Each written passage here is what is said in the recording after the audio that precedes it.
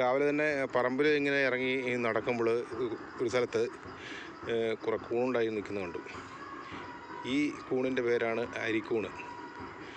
ഇത് ഈ മഴക്കാലം കഴിഞ്ഞ് ഏകദേശം ചിങ്ങം കന്നിമാസത്തോടു കൂടി തുലാമഴ പെയ്യുന്നതിന് അതിന് തൊട്ട് മുമ്പായിട്ട് പറമ്പിലൂടെ ധാരാളമായിട്ട് ഉണ്ടാകാറുണ്ട്.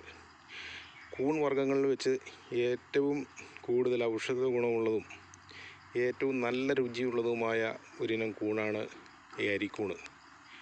ഇത് ഒരുപാട് സ്ഥലത്ത് ഉണ്ടാകാറുണ്ടെങ്കിലും ഈ വർഷം ഇവിടെ വളരെ കുറച്ചേ ഉണ്ടായിട്ടുള്ളൂ.